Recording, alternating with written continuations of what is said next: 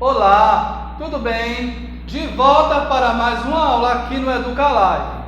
Hoje nós iremos trabalhar um tema bem estudado, bem falado no meio pedagógico, que é o folclore brasileiro. Mas vamos começar essa aula com a adivinha folclórica. O que é? Está no meio do começo, está no começo do meio, estando em ambos assim, está na ponta do fim. Não compreenderam? Vamos de novo. O que é? Está no meio do começo, está no começo do meio, estando em ambos assim, está na ponta do fim. E aí, qual resposta vocês me dariam para essa pergunta aí, para essa adivinha folclórica? Vamos descobrir essa resposta. A primeira parte da pergunta diz que está no meio do começo. Aqui eu tenho a palavra começo. Começo. A palavra começo ela é composta por 3 sílabas. Mas quem está no meio do começo? Isso mesmo, a letra M. A letra M ela está no meio do começo. Mas segue a pergunta. E quem está no começo do meio? Eu tenho aqui a palavra meio. Quem é que está no começo do meio? A letra M também. M de Maria, de Marta, de Marcos, de martelo, de macaco, de massas. Mas segue a pergunta. Está na ponta do fim. E aí? O que é que está na ponta do fim? A letra M também. Ela está no meio do começo, no começo do meio e na ponta do fim. Seria essa a sua resposta? Vamos seguir. Folclore. O que significa folclore? Folclore é o conjunto de tradições e manifestações populares constituído por lendas, mitos, provérbios, danças e costumes que são passados de geração a geração. Nós temos esse conceito aí para folclore, que são o quê? Os mitos, as lendas, as festas populares, tudo isso engloba aí o folclore. Ele é, por excelência, o campo que manifesta a cultura popular e não a alta cultura, nome pela qual conhecemos a cultura erudita. Então, o folclore, ele é basicamente a cultura popular, não é a cultura científica, a alta cultura, mas envolve aí pessoas de gerações a gerações. A palavra tem origem no inglês, em que folclore significa sabedoria popular. A palavra é formada pela junção, ou seja, pela união de 2 palavras. Para formar a palavra folclore, eu vou precisar de 2 palavras. Folk, do inglês, que quer dizer povo, e lore, que quer dizer sabedoria ou conhecimento. Quando eu junto folk com lore, vai dar folclore, que vai resultar em sabedoria do povo ou sabedoria popular. Eu tenho aqui algumas características do folclore. A primeira, o folclore ele é uma transmissão oral, quer dizer, falada, de boca. O saber que faz parte do folclore de um povo tem de ser transmitido oralmente. Essa sabedoria, ela é transmitida de boca, oralmente, aquilo que é contado, vai contando de pai para filho, aí o filho já vai contar futuramente ao seu filho, por aí vai. A outra característica, popularização coletiva. Tem que existir essa característica dentro do folclore. Tem que se popularizar na cultura de um povo, tem que alcançar aquele grupo de pessoas que vivem em determinadas regiões. Tem que popularizar o coletivo, o grupo. Outra característica do folclore, o surgimento espontâneo. Os elementos da cultura que formam o folclore surgem de maneira espontânea. Não é aquilo experimentado, tipo científico, não. É uma coisa espontânea. Mas tem alguns elementos que não podem ficar fora do folclore. Quais são eles? Costumes ou seja, costumes tradicionais, como as festas populares, devem estar incluídos dentro do folclore. Outra coisa, crenças e superstições também fazem parte e devem estar lá dentro do folclore, como os saberes relacionados à magia, entre outros. Outra coisa que não pode ficar fora, narrativas tradicionais. Quais são as narrativas tradicionais?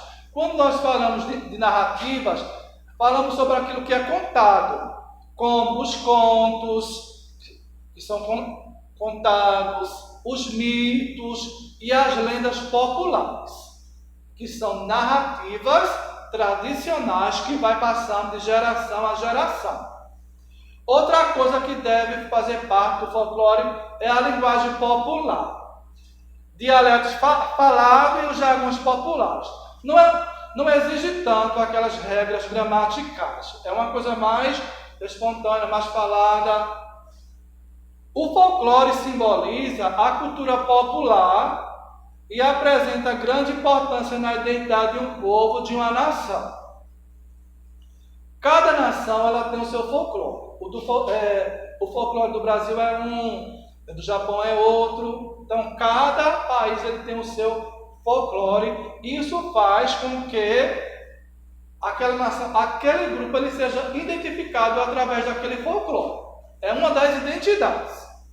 É importante que as manifestações culturais sejam transmitidas através de gerações. Agora vamos para o folclore brasileiro. Como é o folclore aqui no Brasil? O folclore brasileiro é muito rico e há uma grande variedade de manifestações culturais em todo o Brasil. Apenas alguns exemplos. Existem outros. Eu tenho aqui alguns exemplos. Fazem parte do folclore brasileiro as festas populares. Quais são elas? Carnaval, festas juninas, cavalhada e festa do divino são festas populares que fazem parte do folclore aqui do Brasil. Outra coisa são as lendas e os mitos, como a comadre Fulozinha, que é uma lenda característica da região Nordeste, principalmente aqui no estado de Pernambuco. Talvez não exista em outras regiões e outros estados. Temos também o Saci Pererê, Negrinho do Pastoreio, a Mula Sem Cabeça, o Lobisomem, a Curupira e também o Bicho Papão. São exemplos de lendas e mitos do folclore aqui do Brasil. Outra coisa, música e dança que fazem parte aqui do folclore do Brasil. O frevo, o samba, o fandango, o chachado, o shot, maracatu, pau de fita e a quadrilha são músicas e danças que fazem parte do folclore aqui do Brasil. Que todo mundo conhece, muitos já fizeram parte, muitos fazem partes. Além desses elementos aqui, nós temos também as cantigas de roda. Atirei o pau no gato, uma cantiga de roda. Escravo de Jó, que é muito usado pela professora Márcia Mendonça, lá da Escola Municipal Sônia Lustosa. Um abraço, Márcia, aí para você. Para você, para Maria Ideia e para Justineide Santana. Outra cantiga de roda. Ciranda, cirandinha, o cravo e a rosa, sapo cururu. São exemplos de cantiga de roda que fazem parte do folclore do isso mesmo, do Brasil. Lendas do município de Ribeirão, em Pernambuco. Eu selecionei aqui duas lendas que fazem parte aqui do nosso município. A lenda da comadre Fulozinha, ou também conhecida como a mãe da mata. Diz a lenda que a comadre Fulozinha é uma alegre mágica caminhante de longos e abundantes cabelos negros. À noite torna-se acobreado, ou seja, de noite o cabelo dela fica da cor do fogo. Que vive na zona da mata de Pernambuco, aqui, e faz sempre longos passeios pela Paraíba. Esta mitológica comadre dedica seu tempo a proteger plantas e animais no que resta de áreas de floresta no Nordeste. Diz a lenda que ela é uma protetora do meio ambiente. Ela é misteriosa. Dizem que Fulozinha aparece e desaparece num piscar de olhos. Ela também não deixa rastro. Brincalhona, diverte fazendo e desfazendo trança na cauda dos cavalos. Mas quando o assunto é a proteção da natureza, torna-se sério. Com os caçadores, usa a tática dos assobios para desorientá-los até fazê-los perder a caça. Como a lenda diz que ela é protetora das florestas dos animais, quando os caçadores se aproximam, então ela vai fazer alguma coisa para desviar, para afugentar os caçadores. Ela é dengosa, gosta muito de receber presentes, como mingau, confeitos, mel, são preferidos dela. Popular. Em vez de Florzinha, prefere ser chamada mesmo de Fulozinha. Conta que quando emburra, fica com raiva de alguma coisa, dá nós em rabos de cavalo e que para desatar só com presente. Tem que dar presente para solucionar o problema. Dizem que Fulozinha, no período colonial, na mesma época do Saci e do Curupira, e que é parenta próxima do Caipora. Em vida, era uma menina que se perdeu na mata, onde faleceu desnutrida. Diz a lenda que ela nasceu aí no período colonial. Quando os portugueses chegaram aqui no Brasil, aí foi um período em que a comadre Fulozinha nasceu. Seu espírito vive vagando e aterrorizando quem destrói a natureza, ou quem a chama de cabocla, porque desse nome ela não gosta mesmo. Então não chame a comadre Fulozinha de cabocla, que ela não gosta. Eu não sei se vocês descobriram algumas características da comadre Fulozinha. Ela é o quê? Ela é misteriosa. Ela é o que mais? Ela é dengosa. Ela gosta o quê? De passear. E tem outras características que vocês vão descobrir aí na casa de vocês. Depois, quando vocês descobrirem, vocês vão lançar lá no nosso grupo, ok? Vamos para mais uma lenda aqui no município de Ribeirão, no estado de Pernambuco. A lenda da Rasga-Mortalha. Rasga-Mortalha é o nome popular que se dá na região norte e nordeste a uma pequena coruja de cor branca. Nós temos aqui a Rasga-Mortalha, que também é conhecida como suindara. O atrito dessa coruja, quando ela voa, produz um som de um pano que está sendo rasgado. Na nossa audição, a gente acredita que seja alguém que esteja rasgando algum pedaço de tecido. O povo acredita que quando ela passa sobre a casa de alguma pessoa doente, ela esteja rasgando a mortalha do doente. A lenda diz, se uma pessoa ali estiver doente e a rasga-mortalha passar e rasgar, a lenda diz que essa pessoa ela não vai continuar mais viva.